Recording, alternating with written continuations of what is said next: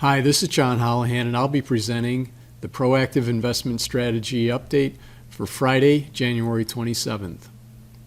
Well, in recent updates, we've been focused on our recent global buy signal that triggered in our market model on November 30th of last year, so right around 2 months ago. And we've been tracking that signal to see if it's exhibiting characteristics of a successful global buy signal. In other words, where a market trend to the upside develops with some significance. And we've been looking at it from a few different perspectives.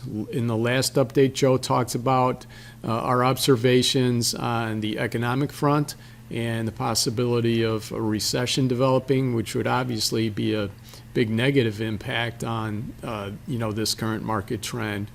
He talked about things like seasonality and how the current time that we're in from a presidential cycle perspective is very favorable to stock prices moving up. Talked about investor sentiment, and we talked a little bit about where we are seeing opportunities develop more so in foreign markets than in domestic markets. This week I'm going to flip to more the technical aspects of our market model, get under the hood a little bit with some of our technical indicators that will help us judge, kind of the vital signs of the current market trend. And we'll go directly to the dashboard to begin our technical review. And you can see the global buy signal that I referenced. We're not quite 2 months into the global buy signal. And so one of the things we want to judge as we review things today is how are things shaping up with this particular global buy signal if we were to compare it to, let's say, successful global buy signals in the past that were 38 days into the campaign. So if things are tracking well against previous successful global buy signals in the history of our model, that would be a good sign for the current global buy signal. On the flip side, if things are not tracking well for successful global buy signals, then perhaps this market trend could degrade and eventually fall back to a global sell signal. Actually, things have improved a little bit since our last report.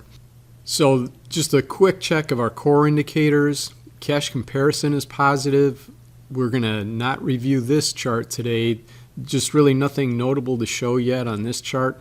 Long-term momentum gets updated at the end of the month. So in the report 2 weeks from today, we'll certainly give an update on the long-term momentum indicator. Universe trend indicator is an important one when we want to track this relative to other successful global buy signals. So let's start our review here. And let's just start with the definition. When we talk about universe trend indicator charts, what we're dealing with here is we're looking at a universe. And this particular universe is somewhere shy of 4,000 global stocks. So it's U.S. representation as well as international representation in this universe. And what we're measuring here is the percentage of stocks that are currently on their logarithmic point and figure charts are on positive trends. So translate that to 54% of the stocks in the global universe are on positive trends on their logarithmic point and figure charts. And then similarly, the traditional point and figure chart, that measurement, 50%, so about half of the stocks in the universe are on positive trends on their traditional point and figure charts. So when we see good developments, positive developments here, it tells us that a market trend is broadening out. In other words, more stocks are participating in the trend. And so in the month of January, we've seen some progress here, now up to the latest entry at 54% on that. Again, X columns are ascending, their upward motion on the particular chart.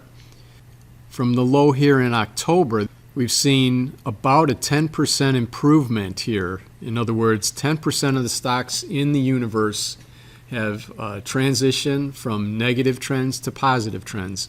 So expanding breadth, more stocks participating, that's a good thing. So we've seen some improvements, let's say, in this particular vital sign. And on the traditional side as well, we've kind of seen a similar improvement, again, with that one representing an entry here in January. Notably, we see that we surpassed the high X in the previous X column. So that's a good development as well. So all in all, we've seen some decent improvement in the universe trend indicator charts. Now that said, we certainly would expect to see good improvement in these charts 2 months into a global buy signal. So by a historic measure, this is decent progress, but we'd certainly like to see this one continue to improve to really give us greater confidence that we were headed for a successful global buy signal.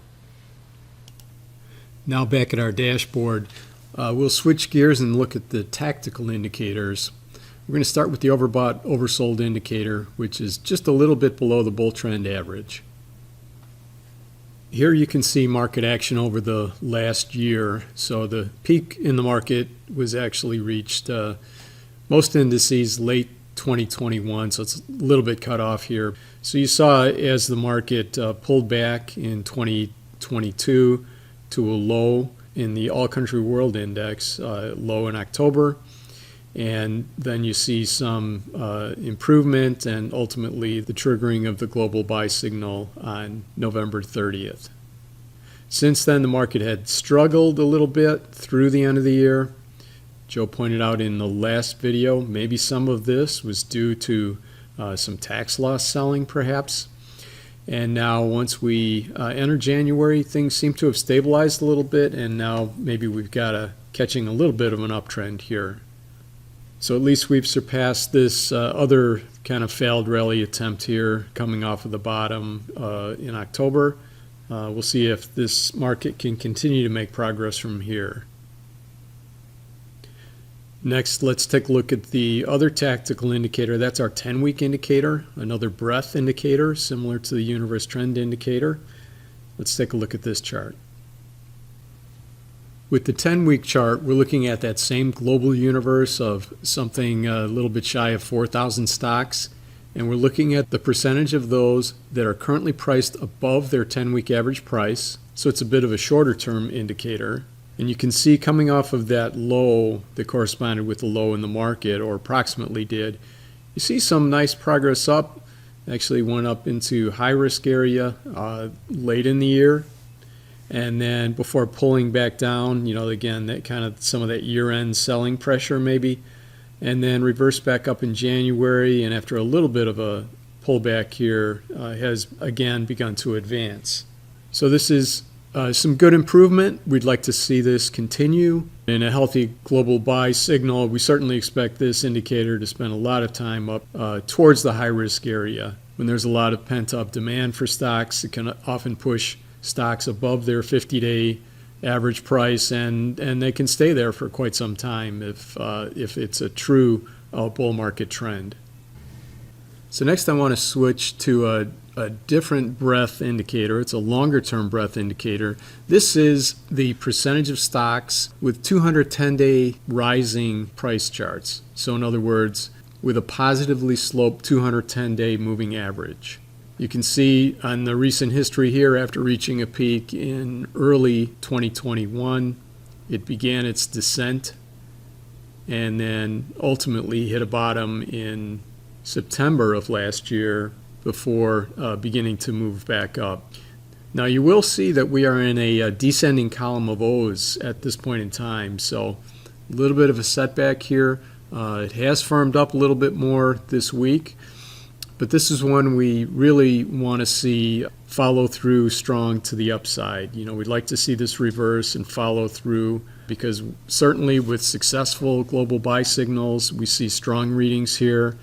This has been a good shakeout of risk with all of that market decline last year. And so if this is a true reversal from a bear market to a bull market, we would expect to see this reverse back up, pick up some steam, surpass that prior high at 48%, and continue upward momentum. So this is an important one to keep an eye on. Again, like to see improvement here. We did see a little bit of improvement in the last week or so, but more work to do here for sure. Now let's look at another breadth chart. So this is another one that helps us understand if there's a lot of participation in a market trend. This is not used in our signaling, but it is one that we look at. We consider this to be one of the vital signs of the health of a global buy signal. And this one is shaping up nicely. This is the bullish percent chart, a logarithmic version. So what this measures, of those 4,000 or so stocks in our global universe, what percentage of them are on a buy signal individually? So this tells you that little over 68% of those approximately 4,000 stocks are on buy signals on their individual logarithmic charts. This is real nice in terms of tracking the successful global buy signals in our model history at this point into the global buy signal. So nice progress. We want to see this continue to progress in the coming days and weeks, but so far so good here. And next I'd like to take a look at our asset class ranking system. This is one of our rankings. We call it the original ranking. It's the one that we base the signals off of, so it's an important input. I just wanted to point out, in the last report, Joe spoke about opportunities outside of the U.S. and how the U.S. had an outstanding last decade, and international stocks had not. They had been mostly flat for the previous decade and then some. So just wanted to bring to your attention the ranking. This is ranked by what we call fast ranked. So it's a closer, more near-term ranking. So shorter term price movement does have a little heavier weighting in this one. And here you can really see, I've highlighted in yellow countries and regions outside the U.S. And you see right near the top, 3 individual countries. Come down and you see Eastern Europe at number 7, emerging Asia at number 9. If I continue to go down the list, by the way, there's 104 asset classes in this particular ranking. Here's the IFA value. Joe showed a chart of that in the last report. So IFA is developed Europe, Australia, and developed Far East, and with the value style attached to those. So really some interesting things up in the top decile and even the top quartile here as we continue to move down, emerging international. Then we get into some developed international, Mexico, Germany, developed international growth, Philippines. So you see all of these regions, and let's keep going down. All of this, and all of these are ranked above the global stock index. So in our way of looking at things, they are all have stronger momentum, recent opportunity than a broad basket of global stocks. That's the MSCI All Country World Index right here in orange, that we generically call the Global Stock Index. And we have to keep going down before we get the one index that we are all used to looking at, and that's U.S. large cap. The S&P 500 sits down here at number 70, well into the bottom half of this particular ranking of 104 asset classes. So I just thought this was a nice visual to demonstrate some of that disparity that we've been seeing between the international markets and the U.S. markets, and in particular, U.S. large cap. So in summary, we're 2 months into the global buy signal. We had a shaky start in December, but things have improved. And as you saw in today's report, some of the vital signs are progressing nicely. Others still have some work to do, but all in all, it was a good week in terms of improvements. We stated our concerns about the possibility of recession, certainly couldn't predict the timing of it, and we couldn't predict if it's something that might be shallow or deep, should it occur. But of course, we'll monitor that closely. And let's remember that seasonality is in the favor of stocks. Being the third year in a presidential cycle, historically, we've seen good returns in those years. And of course, with the market model on a buy signal, we want to be participating in the market move, but we want to be very selective with a slant towards international, precious metals, energy, among other things, and including a limited amount of hedging in some of our models. So we'll continue to monitor the vital signs of this global buy signal to help us understand if it's behaving similar to successful signals in the model's history. And we'll report back to you in these reports to keep you updated. That'll do it for today's report. We'll see you back here in 2 weeks.